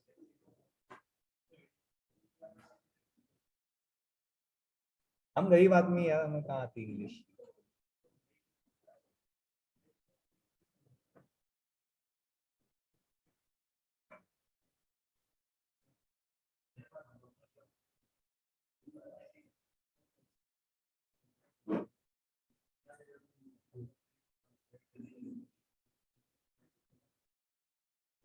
वेरी गुड यार मॉस, बेहतरीन लिखा है। तू नहीं बताना है इंतजार, सबसे पहले ये रीड करके। अब जो तेरे दिमाग में उर्दू में था उसको इंग्लिश में लिख दे। हाँ। हाँ भाई, बाकी ऑनलाइन वालों क्या हुआ? मजा आएगा इंटरनल कंट्रोल में, पूरे रिवाइज करेंगे, पूरी ड्राफ्टिंग करेंगे, टेस्ट ऑफ कंट्रोल बनाएंगे उसके, सारा गेम। आज नहीं। रिवीजन भी नहीं हो पाएगा। जो रिवीजन का सोचा है ना मैंने, पूरी पूरी साइकिल ड्रॉ करूंगा, उस पर कंट्रोल लगाऊंगा एक एक, और फिर उसके टेस्ट भी उसके नीचे लिख दूंगा। हाँ, एक साइकिल तब जब मुझे इत्मीनान हो जाए कि ऑडिट रिपोर्ट तुम्हारी गिरफ्त में आ गई है।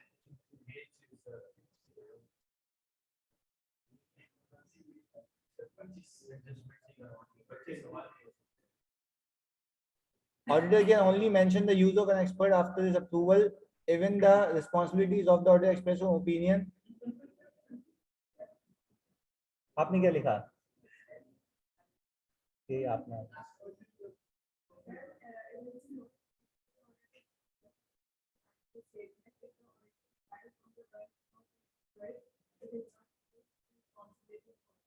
ये लिखा ना कि अगर हम किसी ऑडिटर के मतलब काम को, उसके किसी एक्सपर्ट के काम को यूज भी कर रहे हैं तो ये हमारी जिम्मेदारी हमारी कम नहीं करता। इधर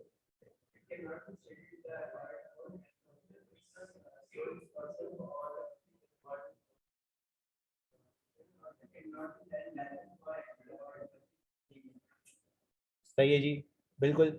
अच्छा भाई, auditor is not required to use the name of the expert in this report unless required by law because it is independent auditor report solely depending on opinion of auditor. थोड़ा सा इंग्लिश में मसला है। Auditor has sole responsibility for the audit opinion expressed and the responsibility is not reduced by the use of experts work. ये full एकदम आगे चल रहा चीता। अच्छा जी,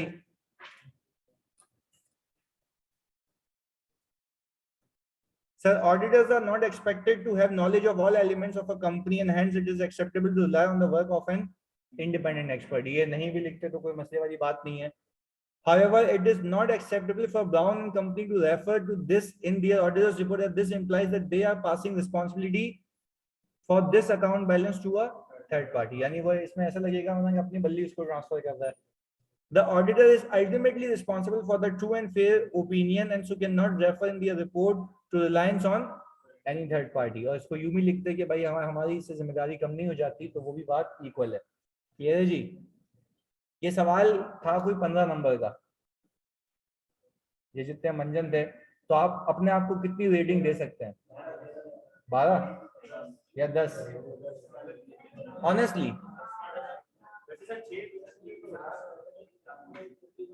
10 तो होते हैं ना, 10 से ऊपर है। चलें जी, इधर अगले अगले प्रश्न के ऊपर चलते हैं।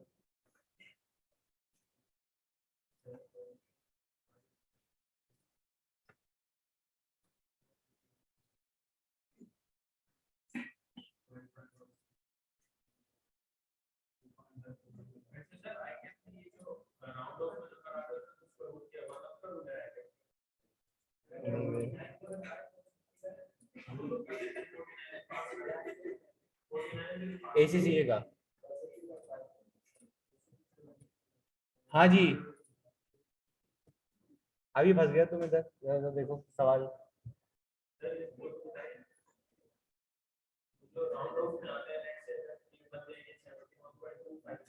फिर उसकी तस्वीर देखी जाती है।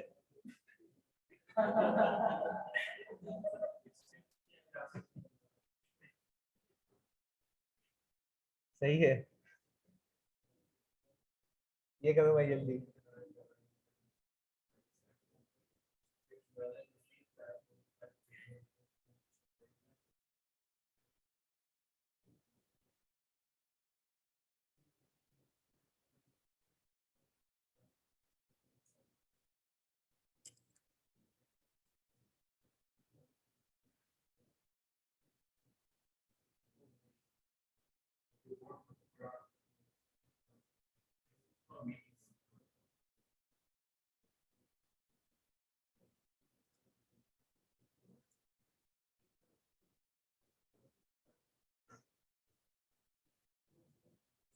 ये एक ही, हाँ, एक मैंने इसमें से हटाया था।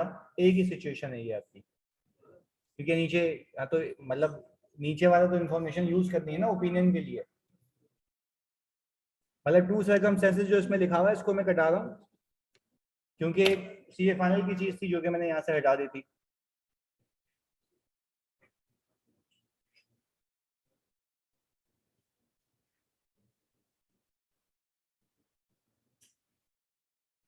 अच्छा, ये दूसरे रिक्वायरमेंट में क्या कह रहा है कि क्या ओपिनियन का पहला ड्राफ्ट करना है? मैं फिर पूछ रहा हूँ, क्या ओपिनियन का पहला ड्राफ्ट करना है? बेसिस फॉर ओपिनियन का, तो बस सही है।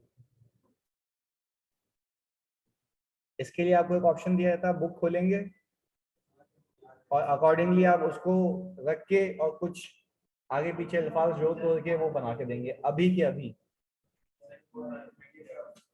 Except for the matter, depend करता है कि आप ओपिनियन कौन सा दे रहे हैं। पहले ओपिनियन डायरेक्ट तो नहीं दे रहेगा।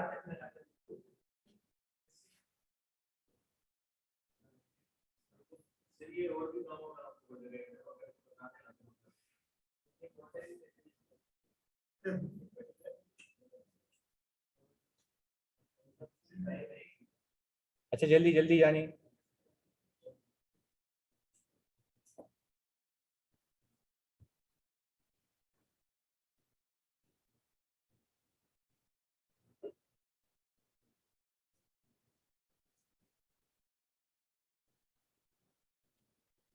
तो मुश्किल है सवाल, मुश्किल कहाँ है यार?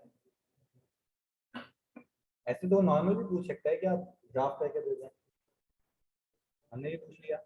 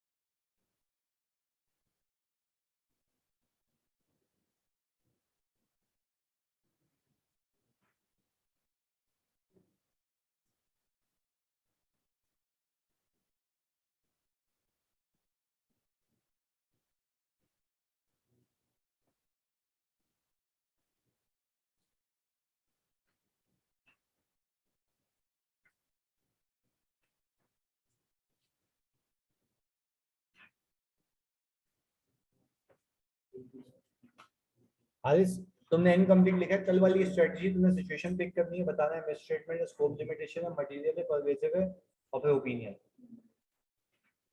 हाँ भाई, मटेरियल लगता है परवेसिव, तो प्रॉफिट बिफोर टैक्स पे तो 5% से ऊपर है।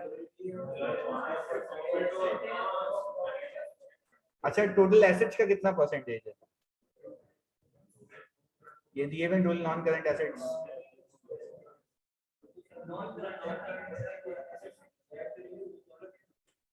नहीं, परसेंटेज तो आप देखेंगे ना परवेजिवनेस को। 5% में नहीं है ना, तो दैट मीन्स के मटेरियल तो है परवेजिव में।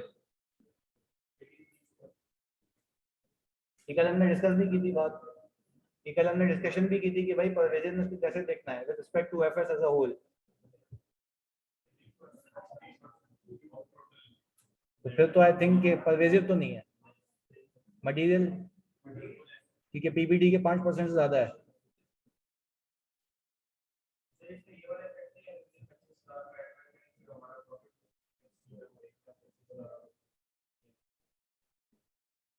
इसमें क्यों आएगा भाई? The expenditure of rupees 20,000 should have been capitalized since the company was sure about the feasibility of a the statement is material nature, therefore qualified of should be given. Very good Veda. तो आपको percentages भी इस्तेमाल करनी है, बताना होता है।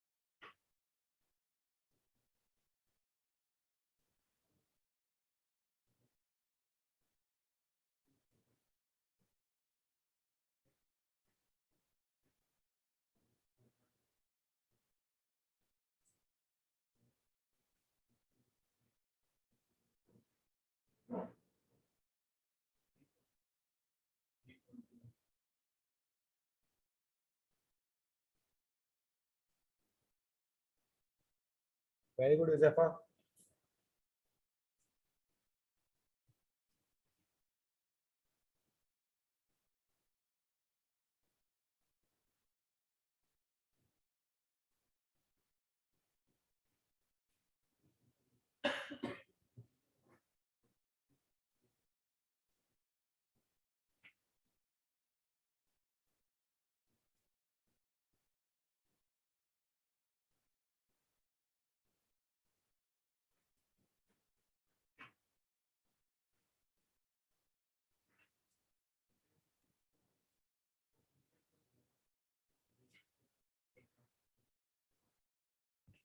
हाँ भाई, तुमने क्या डिसाइड किया, कौन सा ओपिनियन?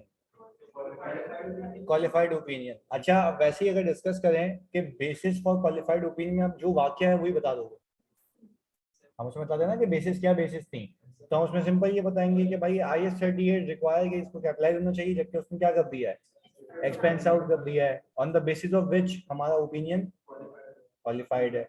और फिर नीचे अलग आप बताएंगे, मंजन मैं आपको दिखा देता हूँ एक नजर कि किस तरीके से ये ड्राफ्ट होगा।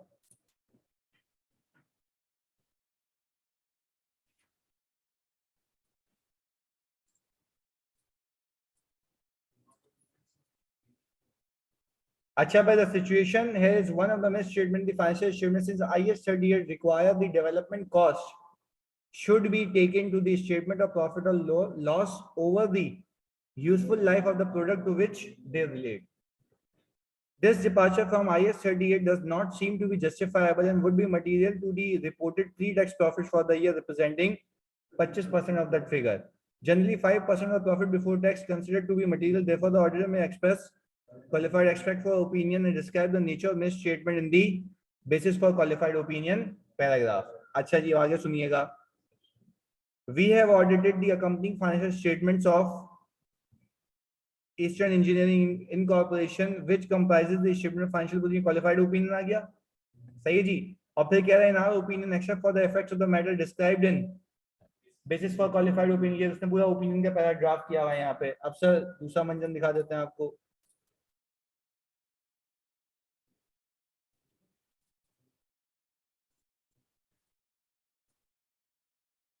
ये देखिए जी, as explained in note XYZ, अगर तो कोई नोट है, otherwise not necessary.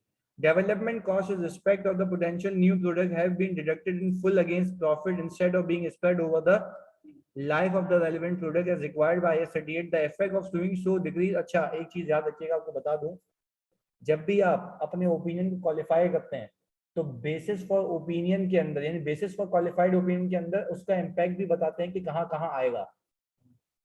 याद रखना ये बात। आप उसके क्या बताएंगे, इम्पैक्ट बताएंगे कहाँ कहाँ आएगा। आप देखो यहाँ पे, the effect of so doing has been to decrease the profit before and after tax for the year by rupees 25,000, यानी जी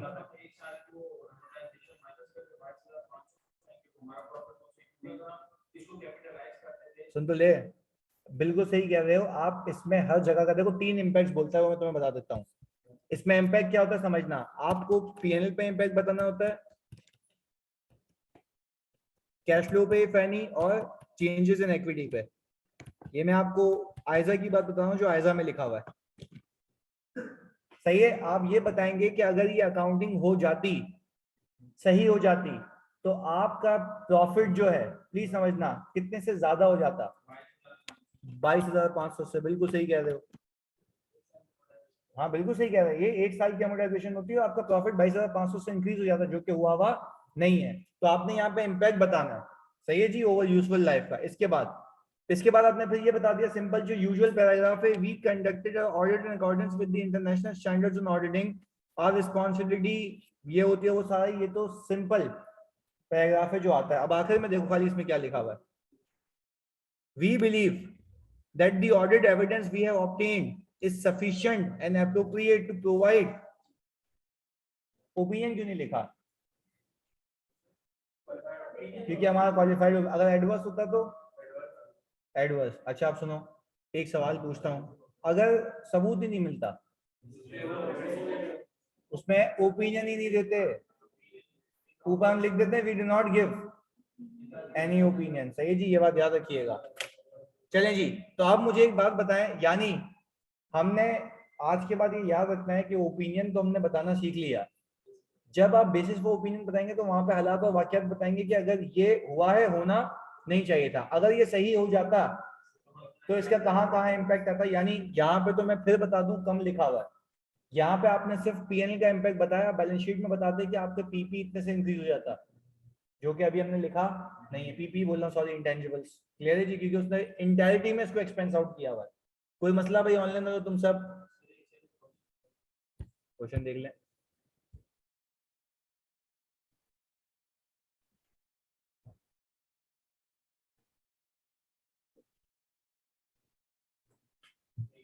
सही है जी।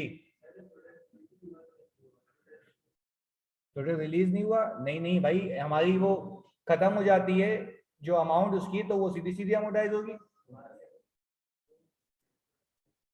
विच is expected to last for 10 years। अब एक बात सुनो, समझो मेरी बात। हमने उसमें FAR 2 में किया हुआ है कि जब हमारी प्रोडक्शन कंप्लीट हो जाती है, सही है, तो वो प्रोडक्शन प्रोसेस होता है या फिर जो डिजाइन होता है वो कंप्लीट हो जाता है, उसके बाद मैन्युफैक्चरिंग होती है। मैन्युफैक्चरिंग जब से होना शुरू होगी वो तब की तब देखेंगे, बस इसकी लाइफ तो शुरू हो जाएगी ना। कितने साल? 10 साल, तो ये अकॉर्डिंगली अमोटाइज होगा। सही है जी। जी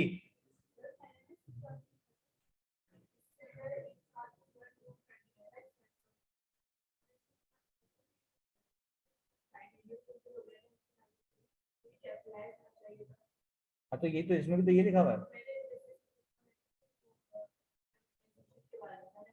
नहीं, अमोर्टाइजेशन तो 1 साल की होगी। देखो आपको पहले तो ये लिखना है कि कैपिटलाइज होना चाहिए था, एक्सपेंस आउट का मिस स्टेटमेंट तो ये है। कैपिटलाइज होगा तो अमोर्टाइज होगा ना। पहले हमने यही लिखना है कि भाई कैपिटलाइज होना चाहिए था, अमोर्टाइजेशन तो फिर एडिशनल चीज है। सही है। मसला तो है, खैर आपको इंटायरिटी में बताना होता है। सही है, पर मेन मसला क्या था? कैपिटलाइज। देखो, कैपिटलाइजेशन ना होना ही self is a misstatement, और वो मटेरियल है तो वही कहानी खत्म हो जाती है। सही है। इसका आपके ओपिनियन पे इफेक्ट नहीं आता। आपका ओपिनियन पहले भी मटेरियल जो क्वालिफाइड था, अब भी क्वालिफाइड है। सिंपल। अब एक और क्वेश्चन की तरफ चलते हैं।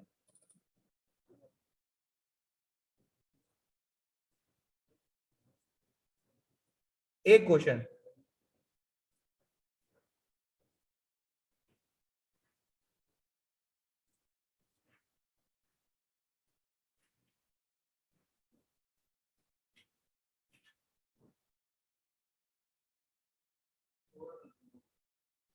जूम और अब सही है। रिक्वायरमेंट पहले देख लेते हैं। State whether the financial statement will need to be amended and explain your reasoning. Discuss the potential impact of the auditor's report, fully explaining your answers.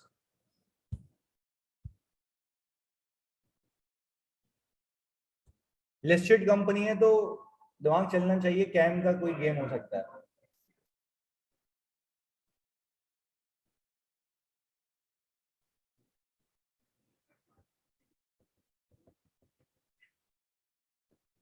ये ACC वाले ऐसे ही ना होते हैं।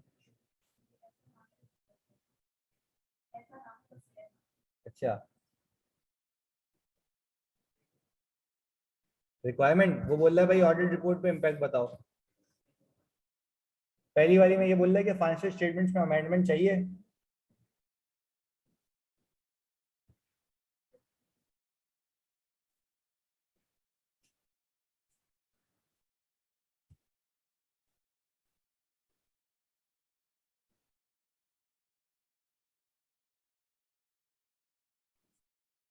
एनुअल रेवेन्यू एंड आपको पीबीटी दिया हुआ है।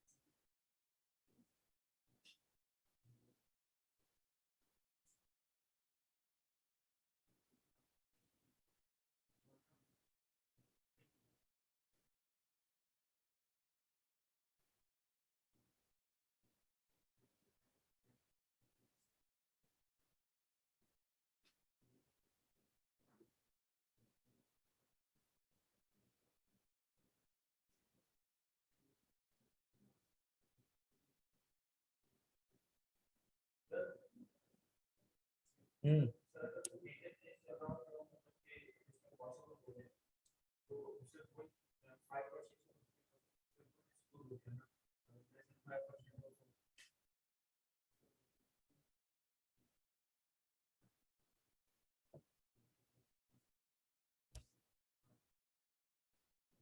अच्छा भाई मॉज ने पहला लिखा है bankruptcy of a customer after the year end is an adjusting event and needs to be amended in the financial statement, यही है। अच्छा भाई since the amount of debt being bad is more than the profit of the entity there is a risk of entities continue, नहीं गलत है यहाँ पे हमारे पास है मटेरियलिटी से ज्यादा है इसका हरगिज मतलब ये नहीं है। देखो अब मैं आपको एक बात बता रहा हूँ सुनो, दो चीजें इसमें तो देखो ये तो है एडजस्टिंग इवेंट, इसमें क्या पहले तुम्हें इसने ये बताया कि इसने इसको एडजस्ट किया है नहीं किया, ये नहीं बताया। अच्छा अब आप अभी आप वेरी गुड, अब आप करेंगे ये कि ओपन ग्राउंड है आपके पास। अब आप बोलेंगे अगर मैनेजमेंट इसको अमेंड कर लेती है तो फिर हम एक सुनना फिर दो पॉसिबिलिटीज सुनना, अगर ये मेजर कस्टमर की बात कर रहा है और फिर इफ के साथ लिखेंगे इफ हमारे पास कोई और अल्टरनेटिव अवेलेबल नहीं है तो हम गोइंग कंसर्न का पैरा देंगे, अगर कोई अनसर्टेनिटी भी नहीं है तो हम ईओएम देंगे। लॉजिकल सी बात है, केस चल रहा है जी। नहीं एक मिनट, ईओएम नहीं देंगे, लॉजिकली सुनो, ईओएम नहीं देंगे, रीजन है क्योंकि वो डिस्क्लोजर के केस में आता है, ये रिकॉर्ड हो रहा है। सही है, it can be A can, तो डिस्क्लोजर पे डलवाएंगे ना इसके अलग से, लिक्विडेशन हुई है उसका पूरी कहानी किससे आते हैं जी।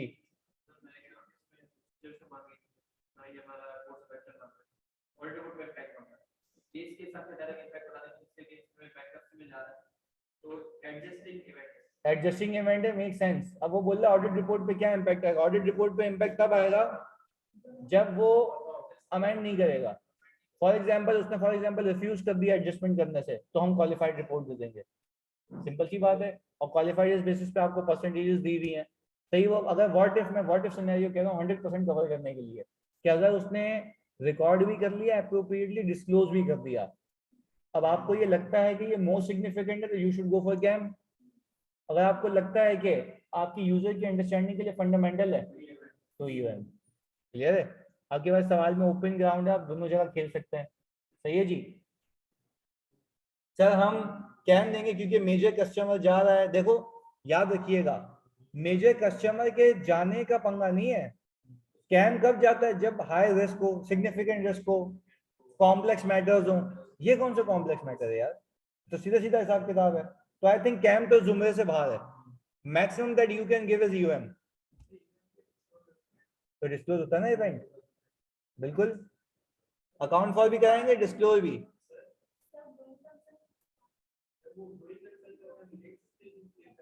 देखो गोइंग कंसर्न का, देखो मैं बता देता हूँ, गोइंग कंसर्न बनता इसलिए नहीं है क्योंकि आप देखो जरा इसमें, ये 7.5 मिलियन है। 10.7% है किसका प्रॉफिट बिफोर टैक्स का? तो आप खुद देख लो यार, मतलब इसके एसेट्स कितने होंगे, और भी लोग होंगे।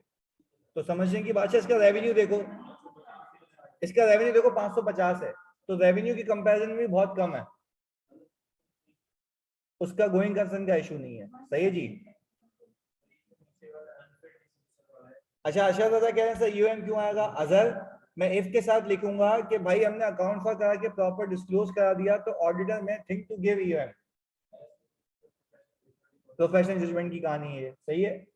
पर हमने यहाँ पे मटेरियल अनसर्टेनिटी को बाहर कर दिया और कैम को बाहर कर दिया, क्योंकि कैम में क्या आता है? Significant risk, significant estimates and judgements आ गए, कॉम्प्लेक्स ट्रांजैक्शंस आ गई, इसमें से कुछ भी नहीं है ये।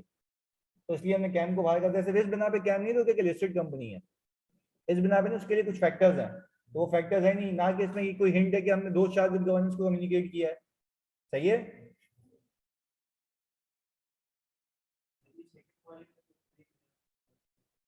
अच्छा भाई दूसरे वाले को भी डिस्कस कर लेते हैं।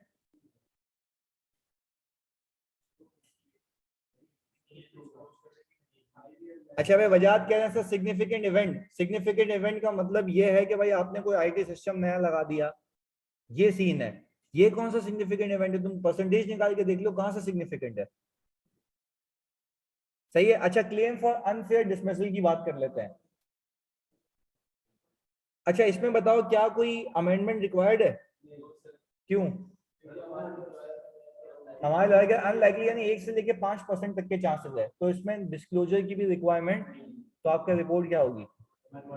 अनमॉडिफाइड। पक्की बात है? देख लो भाई ऑनलाइन वालों, अनमॉडिफाइड ही है, इसमें कोई इंपैक्ट नहीं है। अच्छा आखिरी चीज देख लो, आखिरी वाला। In March 2018 fire was started by vandals at one of the companies 10 storage depots. 10 में से एक पे फायर लगी है, destroying 1 million worth of building material। अच्छा अब मुझे एक बात बताओ, अब भाई आपके पूरे डिपोट जल गया, तो ये गोइंग कंसर्न का इशू नहीं है? 10 में से एक है, तो आई थिंक कोई पंगा नहीं है। चलो भाई आपने सबसे पहले गोइंग कंसर्न को कटा दिया, डिस्क्लोज होगा और यूएम आएगा। अच्छा क्योंकि ये इवेंट हुआ कब है? मार्च में, रिपोर्टिंग डेट के। यार एक कंडीशन पूरी होती हुई दिख रही है मुझे। सिग्निफिकेंट इवेंट या disaster occurred after the year and, तो सर यूएम आएगा। देखो इसमें पूरी कंडीशंस वहां पर आके फिट हो जाती है। डिजास्टर डिजास्टर तो है ना मेरी जान, ईयर एंड के बाद जी।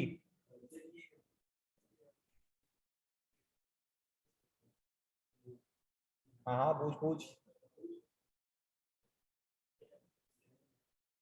कैम का पूछ रहा है फिर?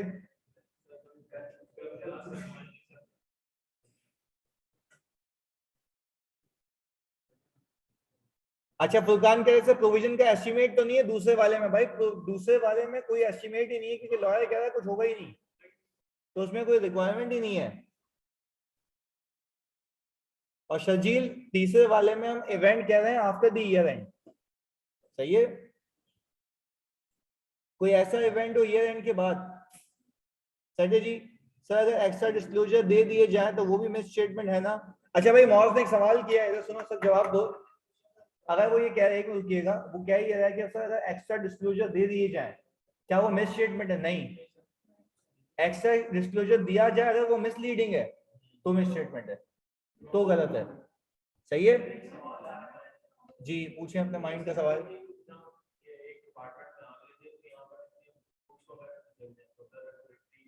तो वो वहां पे आ जाएगा, बिल्कुल सही, प्रॉपर बुक्स वाला मंजन आ जाएगा, सही है जी। अच्छा भाई अभी इधर इधर सुन लो एक चीज, मैं और सवाल भी तुम्हें भेजूंगा इसके ऑडिट रिपोर्ट के, सही है जी। मैं अभी इंटरनल कंट्रोल शुरू नहीं कर रहा, वो कल की क्लास में शुरू करूंगा बिल्कुल फुल फ्लैच। अच्छा स्ट्रेटेजी बता दूं तुम्हें क्या होगी इंटरनल कंट्रोल की। स्ट्रेटेजी इंटरनल कंट्रोल की ये होगी, मैं शुरू यहाँ से करूंगा कि भाई इंटरनल कंट्रोल लगाए क्यों जाते हैं, सही है, क्यों हम उन पर रिलाय करते हैं या रिलाय नहीं करते, और फिर एक साइकिल को पिक करूंगा, सारे कंट्रोल टीओसी और अकॉर्डिंगली उसके सवाल करेंगे। एक साइकिल एक सवाल, दूसरी साइकिल दूसरा सवाल, ऐसे हम सारी चीजों के टेस्ट ऑफ कंट्रोल्स भी कवर करेंगे और रिस्क भी कवर करेंगे, और ऐसे सवाल भी देख लेंगे जिसके अंदर वो बोलेगा मेरे मकसद यही है, बताओ कंट्रोल क्या लगाऊं, सही है। प्रोसीजर टेस्ट ऑफ कंट्रोल, वही तो बोल रहा हूँ, टेस्ट ऑफ कंट्रोल करेंगे जी। हाँ हाँ सब करेंगे, सही है जी। अच्छा भाई यानी हमें 100% है ये जो आपके इंटरनल कंट्रोल है इसको कवर करना है, सेट है जी। कल मिलते हैं इंशाल्लाह, कल की क्लास में कवर करते हैं। अभी मतलब आई थिंक सो कि वो एफिशिएंसी नहीं रहती क्योंकि ऑडिट है तो maximum it can be 2 hours, सही है।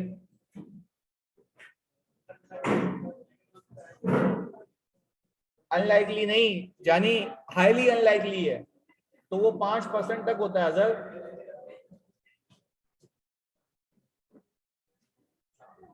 एक्सेप्शनल लिटिगेशन का पता ये जानी मतलब ये है कि एक बड़ी लिटिगेशन, बड़ा केस, सही है वजाहत,